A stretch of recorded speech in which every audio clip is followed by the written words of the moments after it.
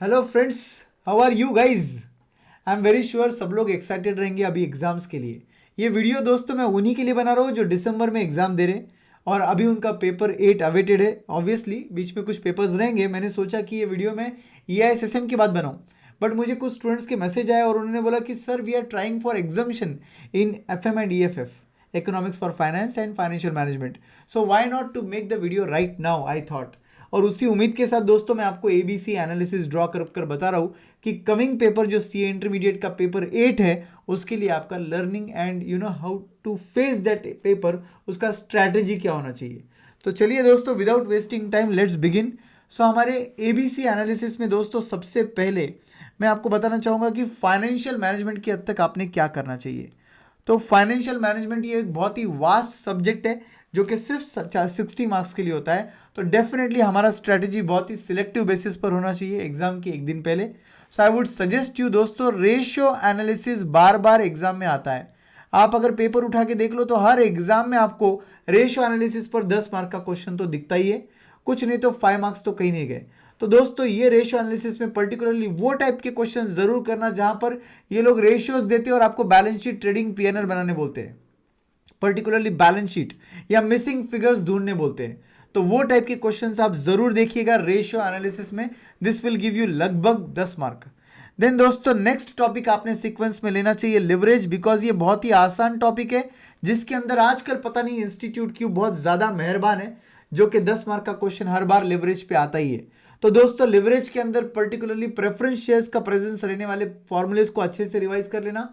और लिवरेज के अंदर दोस्तों आपको DFL का फॉर्मूला यूज कर पहले EBIT ढूंढना होता है और EBIT के मदद से आपको बाकी एलिमेंट्स ढूंढने होते हैं। वो टाइप के क्वेश्चंस का भी एक बार थोरो रिवीजन कर लेना चाहिए। लिवरेज पर एक थ्योरेटिकल क्वेश्चन भी इस एग्जाम में एक्सपेक्टेड है। ये पूरा एनालिसिस दिसंबर 21 एग्जाम के लिए चल रहा है, तो मैं उस एंगल से आपको बता रहा हूँ दोस्तों आपने क्या करना चाहिए। तो लेवरेज ये आपको मुझे लगता है 10 मार्क के लिए आने वाला टॉपिक हर बार होता है, वो अच्छे से करना चाहिए। इसके बाद अगर मैं किसी को इंपॉर्टेंस दूंगा तो वो रहेगा दोस्तों कैपिटल बजटिंग, बट ये भी एक बहुत वास्ट टॉपिक है जो कि 10 मार्क के लिए एग्जाम में आता है। कैपिटल बजटिंग की हद तक I would tell you that typically वो टाइप के क्वेश्चंस कीजिए जहां पर आपको कैश फ्लो ढूंढने हैं और आपको डिफरेंट मेथड से उसका आंसर निकालना है, mainly NPV method and IRR method से। गाइज डोंट फॉरगेट कि आजकल इंस्टीट्यूट बहुत ही सिंपल सा क्वेश्चन लाइक पे बैक पीरियड, पे बैक रेसिप्रोकल, AIR, ARR, ये टाइप के क्वेश्चंस भी इंस्टीट्यूट पूछता है। बट एक काम कीजिए, एक सैंपल बेसिस पर सभी मेथड्स के लिए एक क्वेश्चन सिलेक्ट कर लीजिए, उसमें सभी मेथड्स का रिवीजन हो जाएगा और उसके बाद particularly determination of cash flows, initial cash flow, interim cash flow and terminal cash flow, ये कैश फ्लो के डिटर्मिनेशंस पे कम से कम 5 या 4 क्वेश्चंस जरूर प्रैक्टिस कीजिएगा और उसके बाद ही आगे बढ़िएगा। देन दोस्तों रिप्लेसमेंट वाले क्वेश्चंस भी मत भूलिएगा। कैपिटल बजटिंग में रिप्लेसमेंट वाला क्वेश्चन भी एक बार आपने ट्राई कर लेना चाहिए। अगर आपके पास क्वेश्चन बैंक में नहीं रहेगा, नो वरीज, आपके ICAI मॉड्यूल में वो क्वेश्चन दे रखा है, तो एक बार जरूर देख लेना उसे। फिर उसके बाद मुझे अगर नेक्स्ट चैप्टर जो इंपॉर्टेंट लगता है वो है risk analysis in capital budgeting. Risk analysis in capital budgeting में दोस्तों मेनली सेंसिटिविटी एनालिसिस वाले क्वेश्चन जरूर देखना एंड सिनेरियो एनालिसिस वाले क्वेश्चन देखना। Sensitivity analysis and scenario analysis also friends एक एक क्वेश्चन ट्राई कर लेना जहां पे आप लोग risk, how to deal with risk in capital budgeting करते हैं, जिसमें आप या तो डिस्काउंटिंग फैक्टर एडजस्ट करते हो या तो आप रिस्क फ्री कैश फ्लो वाला मेथड यूज करते हो। रिस्क फ्री वाला कैश फ्लो वाला मेथड यूज करते हो which is nothing but CEC approach जिसको हम बोलते हैं। तो बॉस ये 4 कैटेगरी ऑफ क्वेश्चंस आपने यहां पर risk analysis in capital budgeting में देख के जाना चाहिए आपके दिसंबर एग्जाम में जाने के पहले। तो दोस्तों ये 4 टॉपिक के बाद नेक्स्ट टॉपिक जो मुझे लगता है ज्यादा इंपॉर्टेंट है और ज्यादा वेटेज कैरी करता है आजकल, वो है dividend decisions. So decisions related to your dividend decision, ये चैप्टर बहुत ज्यादा इंपॉर्टेंट है। इसमें मेनली वॉल्टर्स अप्रोच जरूर देखना आपने एंड गॉर्डन्स अप्रोच देखना चाहिए एंड राइट इशू वाला जो क्वेश्चन आता है ना टिपिकली, वो आपने जरूर देखना चाहिए एंड इसमें MM अप्रोच भी इंपॉर्टेंट है। सो कुल मिलाकर Walter's approach, Gordon's approach, MM approach, ये 3 अप्रोच पे आप देखोगे एंड राइट इशू वाला क्वेश्चन बहुत टाइम से एग्जाम में नहीं आया है तो वो भी आप जरूर देखना दोस्तों, राइट इशू वाला क्वेश्चन, राइट। तो ये रहा दोस्तों आपका डिविडेंड डिसीजन रिलेटेड टॉपिक। उसके बाद नेक्स्ट टॉपिक आपने एफएम का उठाना चाहिए, वो है cost of capital. Cost of capital में ना दोस्तों आपको मेनली ना दोस्तों वैक कंप्यूटेशन पे क्वेश्चन आ सकता है, book value method and market value method पर। Book value method and market value method पर कॉस्ट ऑफ कैपिटल में क्वेश्चन जरूर देख के जाना। ऑब्वियसली इसकी वजह से आपका इंडिविजुअल कॉस्ट ऑफ कैपिटल निकालने का रिवीजन भी हो जाएगा एक बार। So guys cost of capital chapter बहुत इंपॉर्टेंट है, ये भी जरूर देखना। इसके बाद आप अगर देखोगे तो that will B capital structure. Capital structure ये टॉपिक में मेनली आप सबको पता है 3 टाइप के डिविजन हम कर सकते हैं। एक है थ्योरीज जिसमें 4 थ्योरीज आती है, NI approach, NOI approach, MM approach and traditional approach. उसके बाद दोस्तों कैपिटल स्ट्रक्चर पे क्वेश्चंस आते हैं आपको डायरेक्टली, एक्सपांशन करना है कंपनी को, कौन सा कैपिटल स्ट्रक्चर चूज करना चाहिए। एंड लास्ट कैटेगरी ऑफ यहां पर क्वेश्चन आता है वो है दोस्तों financial break even point and indifference point. Financial break even point and indifference point. तो गाइज ये 3 कैटेगरी में मैं इस चैप्टर को डिवाइड करूंगा। उसमें से सबसे मेन मुझे दिसंबर एग्जाम के लिए लगता है वो है कैपिटल स्ट्रक्चर क्वेश्चंस। मतलब कंपनी के पास एक्सपांशन प्लान है, कंपनी आपको पूछ रहा है कि फंड प्रोक्योरमेंट कहां से किया जाए। तो गाइज ये जरूर देख के जाना। इसके बाद नेक्स्ट टॉपिक जो यहां पर 8 नंबर का आएगा, जो मुझे लगता है आपने थोड़ा लीस्ट प्रेफरेंस में रखना चाहिए, C category of topic, that will be called as types of financing, जिसपे जनरली आपको एक थ्योरेटिकल क्वेश्चन एक्सपेक्टेड होता है। इसमें मेनली दोस्तों फैक्टरिंग वाला कंसेप्ट जरूर देख कर जाना, बहुत टाइम से इस पर क्वेश्चन नहीं आया है, प्रैक्टिकल क्वेश्चन इस पर एक्सपेक्टेड है फैक्टरिंग पर, यह जरूर देखना आपने। और types of financing chapter theoretical chapter है, जिसमें से मेनली वेंचर कैपिटल फाइनेंसिंग एक बार देख लेना आपने, और asset debt securitisation, asset oblique debt securitisation, इस पर भी क्वेश्चन दोस्तों एक्सपेक्टेड है। जरूर एक बार थियोरेटिकली पढ़कर जाना, ज्यादा नहीं 4 मार्क के लिए क्वेश्चन आएगा बट आ सकता है, तो ये पार्ट आप भूलना मत इस टॉपिक में। एंड इस एग्जाम के लिए पर्टिकुलरली मुझे लगता है लीज पे क्वेश्चन आ सकता है, प्रैक्टिकल क्वेश्चन नहीं, theoretical question, theory question lease पर आ सकता है दोस्तों। तो प्लीज लीजिंग वाला पार्ट भी एक बार अच्छे से देखना।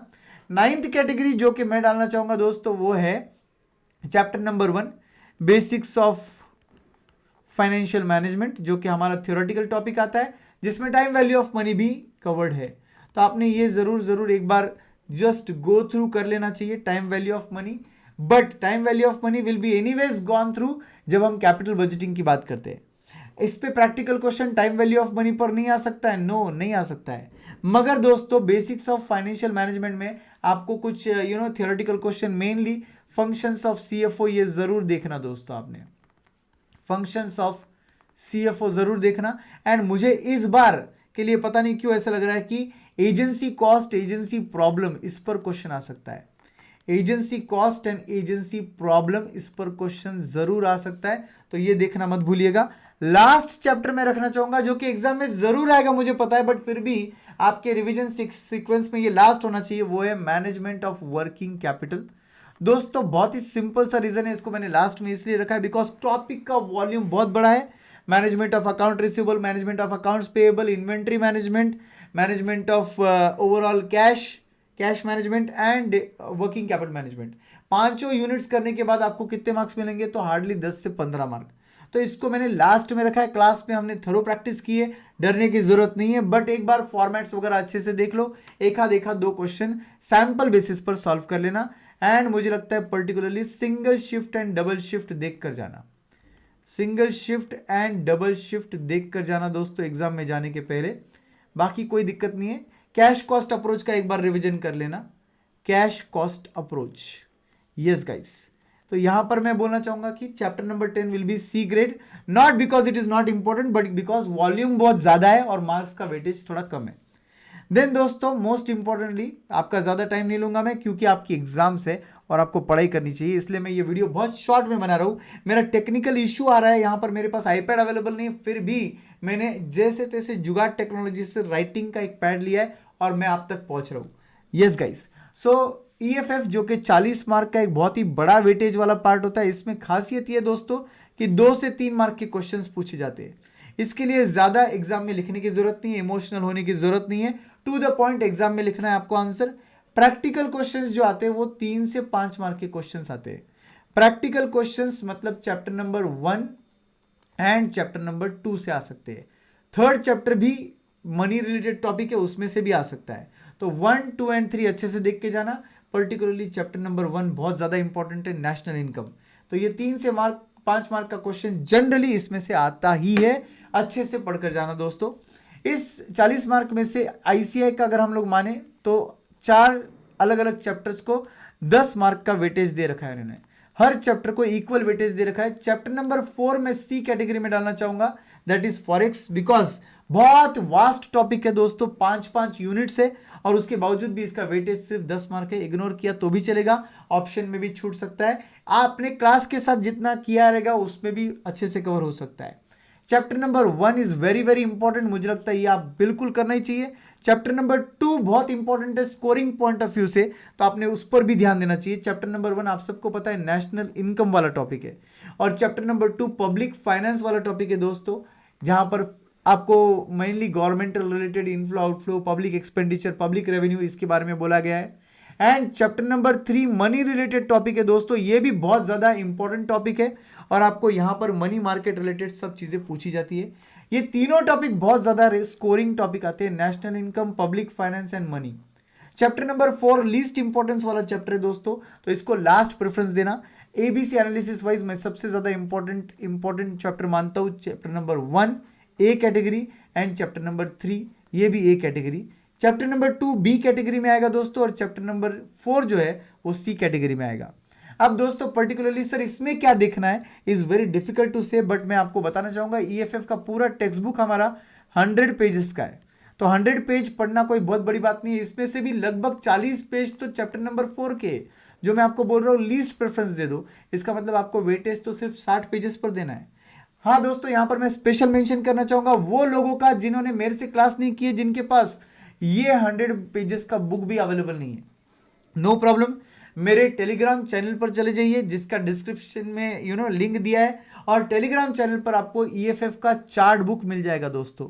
ईएफएफ का चार्ट बुक के साथ साथ आपको एफएम के चार्ट बुक भी मिल जाएंगे वहां पर, तो एफएम एंड ईएफएफ दोनों भी चार्ट बुक्स अवेलेबल है। यहां पर चार्ट बुक एफएम का भी अवेलेबल रहेगा और ईएफएफ का भी चार्ट बुक अवेलेबल रहेगा। वो चार्ट बुक का सॉफ्ट कॉपी मैंने दिया है, और साथ ही साथ दोस्तों मेरे YouTube चैनल पर, वी स्मार्ट के भी YouTube चैनल पर मेरा पूरा मैराथन बैच रहेगा, आप वहां जाकर भी देख सकते हो। EFF chart book and FM chart book के लिए मेरे टेलीग्राम चैनल पे चले जाइए जिसका डिस्क्रिप्शन में आपको लिंक दे रखा है।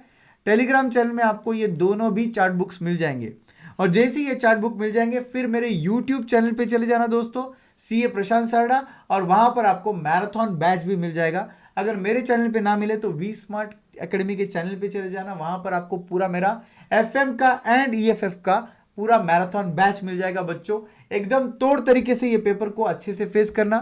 पहली बात मैं बताना चाहूंगा, कोई भी पेपर जब आपके सामने आता है तो कभी भी पासिंग सिक्योर करो, बाद में स्कोरिंग पर जाना।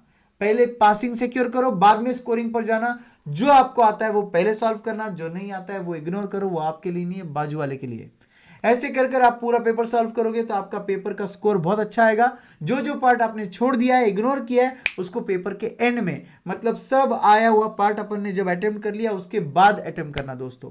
पेपर 8 लास्ट पेपर होता है आपका, थोड़ा सोच समझ के समझदारी से अटेम्प्ट करोगे तो एग्जामिनेशन के पार चले जाओगे। आई होप आपको ये एबीसी एनालिसिस यूजफुल रहेगा, and I am very sure आप इस तरीके से प्रिपेयर कर लोगे तो बहुत अच्छा प्रिपरेशन हो जाएगा। इनमें से जो ए कैटेगरी के जो टॉपिक्स है, अगर वो आपके थोड़े से कम प्रिपेयर्ड रहेंगे तो आप मेरे यूट्यूब चैनल पे चले जाइए, वहां पर आपको जो मैराथन बैच दिखेगी उसमें से आप ये टॉपिक अच्छे से कवर कर सकते हो। तो ये ए, बी और सी कैटेगरी के टॉपिक्स है दोस्तों जो मैंने आपको दिखाए। And at the same time EFF बहुत स्कोरिंग है, मत भूलना ईएफएफ पहले अच्छे से प्रिपेयर कर लो, उसके बाद एफएम पर चले जाना। जैसे ही आप ईआईएस के पेपर के बाद आ जाते हो, मैं सजेस्ट करूंगा आपको ईआईएस पेपर के बाद आने के बाद, ईआईएस एसएम के पेपर के बाद आपने मेरा मैराथन देखना चाहिए ईएफएफ का मैराथन देख लेना चाहिए। मेनली वो टॉपिक के लिए देख लो जो ए बी कैटेगरी में है, और उसके बाद ही आप इमीडिएटली एफएम के लिए चले जाओगे। एफएम के मैराथन में आप वापस से वो टॉपिक जरूर देखना जो ए और बी कैटेगरी में है, और पर्टिकुलरली मैंने वो टॉपिक के कुछ क्वेश्चंस आपको बोले वो कवर करने के लिए, तो वो अच्छे से कर लेना। ये सभी मैराथन्स यूट्यूब पर अवेलेबल है, मेरे चैनल पे, वी स्मार्ट के चैनल पे। इनकी चार्ट्स बुक भी अवेलेबल है टेलीग्राम चैनल पर। So do take care of that, do take the benefit of that. तोड़ मालिक एकदम अच्छा होगा। मुझे पता है मैं अमित सर जैसे तोड़ मालिक बोल रहा हूँ, बट क्या करें, उनके साथ रहते हुए आदत हो गई है।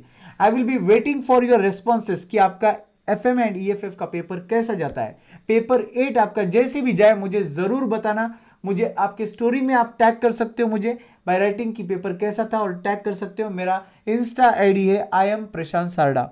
I will be waiting for your feedback friends. My Insta ID is I am Prashant Sarda. Do follow me and do share in your story by tagging me.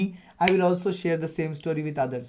Thank you very much guys. I hope ये analysis से आप फायदे में रहोगे और आप जल्द से जल्द ये फाइनल में मिलोगे SFM पेपर के लिए। Thank you very much guys.